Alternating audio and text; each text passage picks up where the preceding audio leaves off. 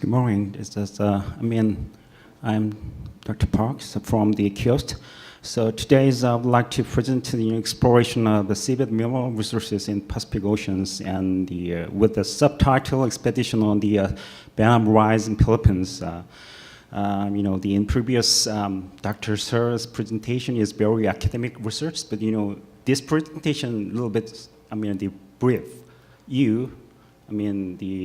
or update our research result and the experiences about the seafloor or seabed mineral resources.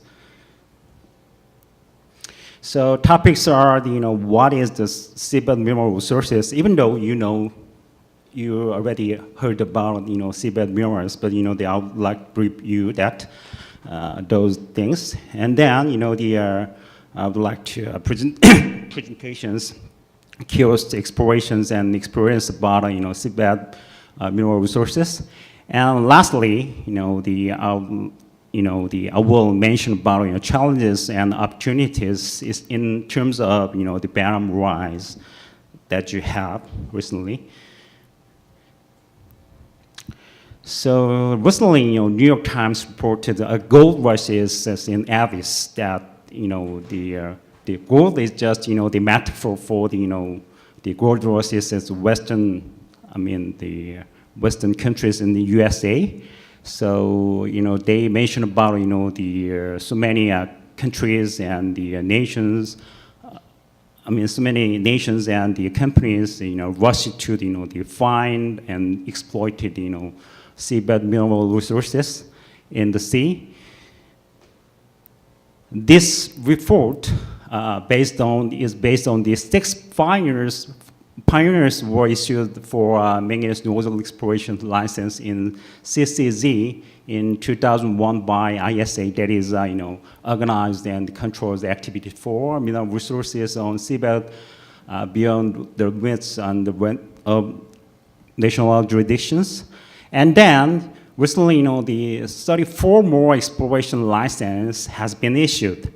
That means, so many the nations and the companies which is interacted by the nations, are interested in the seabed mineral resources. So why they, the nations, so many nations and company interested in the seabed mineral resources? What makes them think about seabed mineral resources? First of all, world demand for mineral continues to rise. Actually, in this, the pictures, so the human beings, the individual human beings, the spend almost 1,500 tons in their whole lives. That means, we need always metals. But, land resources are stretches. Declining degrades or more wastage, large footprints. That means, very harmful for the, environments. But another way, the seafloor contains enormous resources of the key metals that has not been expected, they developed. So also seabed mineral resources is very high grade. So that's why we focused on the seabed mineral resources.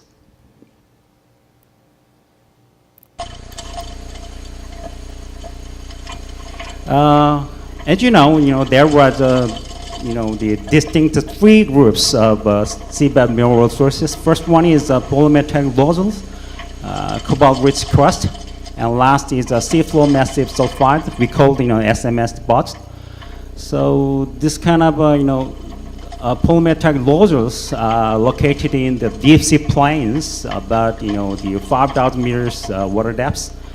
So cobalt-rich crust is just classified on the flanks and the summits of the seamounts, which is located in 2,500 meters depths.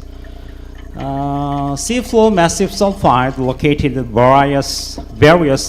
various depths, but anyway, this is a very small ranges of areas.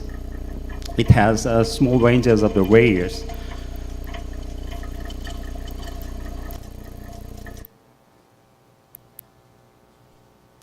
So let me introduce, the KIOST exploration activities and results about seabed mineral resources from this slide. So, we have, the many exploration license for seabed mineral resources in the of the world. First one is,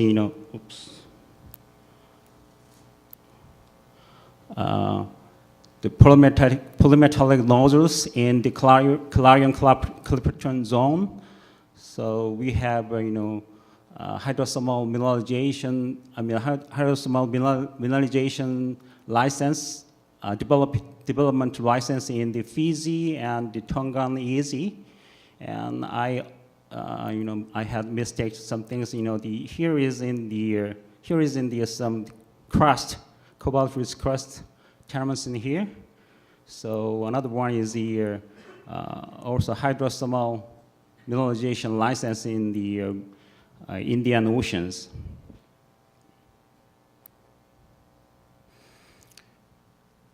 For this license area, we did a lot of work and researches. The research field is are gonna, the geology and geophysics, mineral and environments field.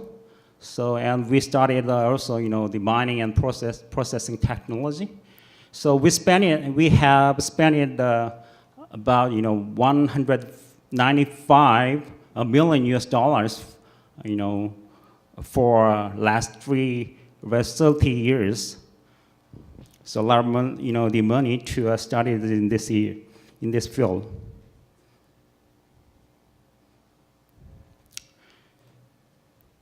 So, I will update you results and experience about seabed mineral resources.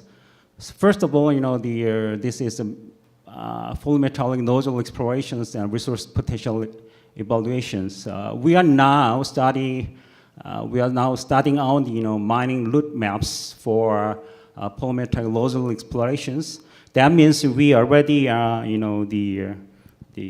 studied where are high potential areas for nodules, and then we, prepared, the mining route maps by various methods.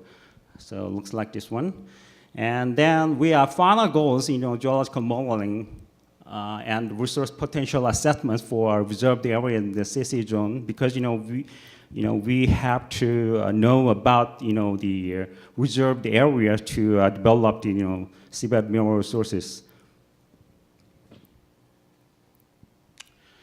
Second one is the cobalt-rich cluster explorations. So we registered our tenement areas to the ISA in last year. So the areas will be 3,000 square kilometers. So before that, we did explore these areas for picking up the high potential area for cobalt-rich crust area. So we, pick up the areas for this license. This is, SMS deposit exploration and result. As I mentioned before, we have the license for the SMS deposit in Tongan and Fijian area, Fijian EEZ, and another one is, we had also license in the Indian Oceans, but in this presentation, I just focused on the Tonga and Fiji because this is belong to the Pacific area. Anyway, we found a lot of vent and mounds in here. So over 200 individual vents and mounds we found. This is the pictures for the vents and mounds. So you can see that some red stars. The red stars stand for the vent sites or the mounds. So this is a Fijian area. So you can see that some green dots that stand for the bands clusters. This kind of band clusters will be potential areas for development seabed mineral resources. Okay.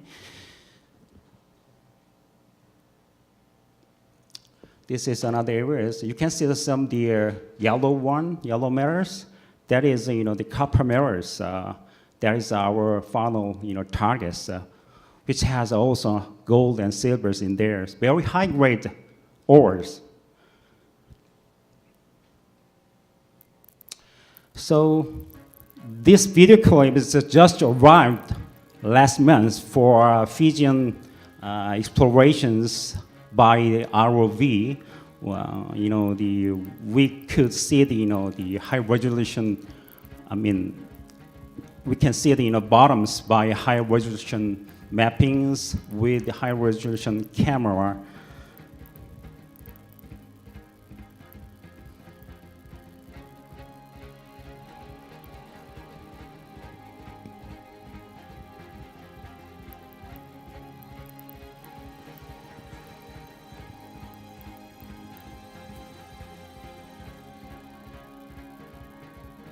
It takes about 1 minute.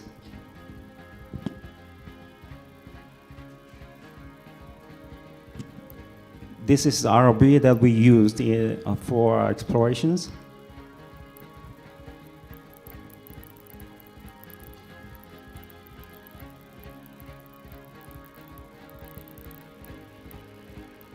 The water depth is 2,500 meters or 3,000 meters.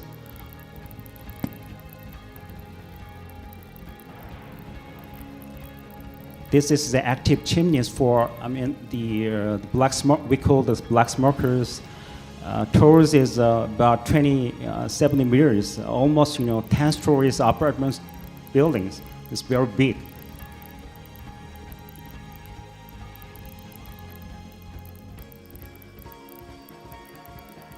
This is mounds, including the band sites. So actually, that is our, the final targets for development.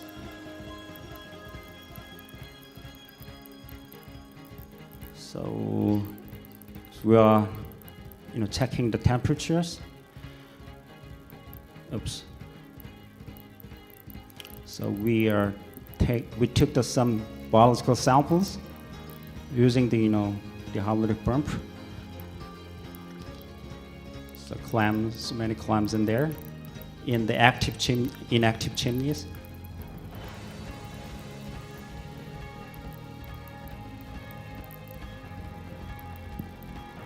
We're scooping, the mussels for starting for biological things.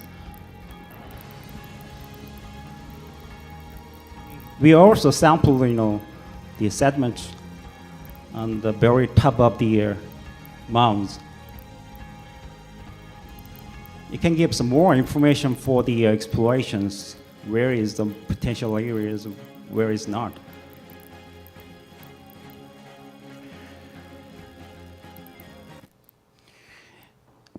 As you can see the previous video clips, we did the biological or the sediment samples.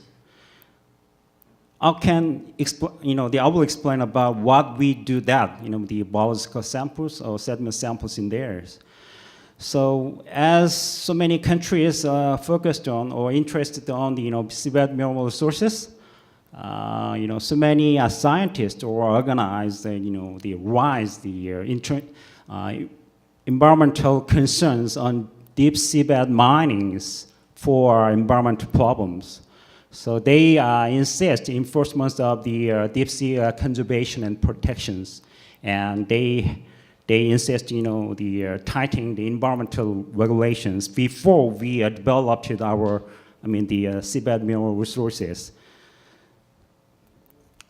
So they worry about that several environmental impacts of the deep sea mining is something like this one.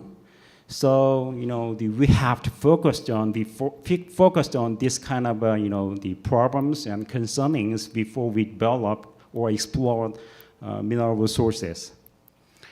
So this is just normal general process to starting the prospecting to develop and the closing the mines. So what I'm saying is that the every steps, every process, they need the environmental evaluations for going to the next steps. So what I'm meaning is environmental study is very important to explore the seabed mineral resource or the developed seabed mineral resources. So that's why that we are focused on the environmental studies like this one. So I'm not go details these things. I just show you briefly what we have done. So we did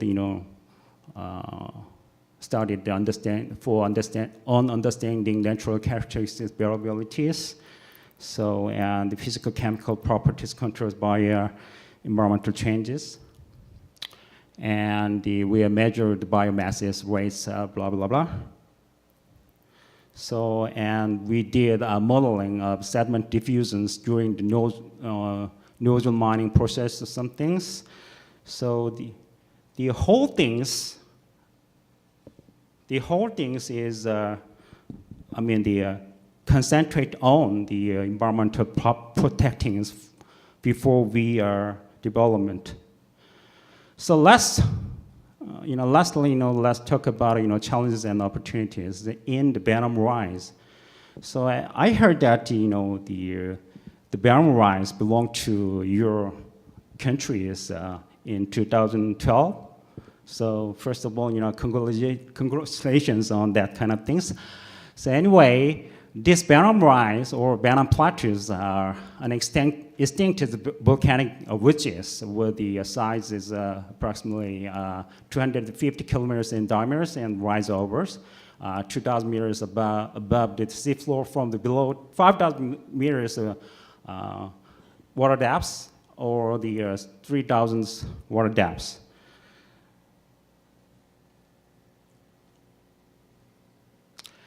The Bantam Rise or plateaus has a lot of the bio creatures like this one. It has been reported that the variety of soft and hard cores and fishes, algae, sponges, among the other marine biodiversity, particularly in Bantam Bank. So Bantam Bank is like this one. So for the past years, studies conducted by Philippine governments shows that Bantam Rise has a large deposit of methane in solid form. This is methane hydrates. That means there are many environmental, the bio creatures which we have to protect, but there is also the methane hydrate or the mineral resources in there that we have to develop or explore.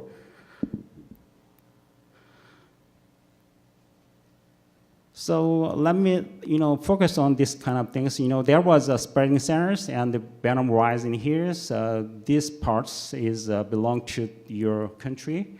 That means the tectonically, so many all of mineral resources will able to exist in theirs because this kind of hydrothermal mineralization can occur in the spreading centers, and this kind of cobalt-rich crusts will be occurs in the this kind of the plank or the top of this Bantam Rise, and manganese nodule can be distributed in the deep sea basin like this one. So I guess this Bantam Rise and these areas has a high potential for the seabed mineral resources including all of this kind of resources. So that, and besides that, this Vietnam rise has also high potential for the environmental problems. So to develop or explore these areas, we have to focus on the environmental friendly explorations and the exploitations. So finally, I will show the take-home message before you go to your home.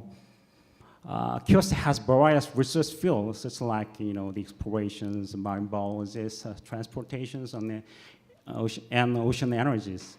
That means KIOST explorations, abilities, and experience for the seabed mineral resources within an integrated research field would be a strong point to carry out environmental friendly exploitations of the seabed mineral resources. So, and lastly, Vietnam rise is one of the unknown seafloors for mineral resources, and also one of the best areas to co-work between Korea and Philippine scientists to develop or study and develop, explore some things. Thanks so much. Thank you.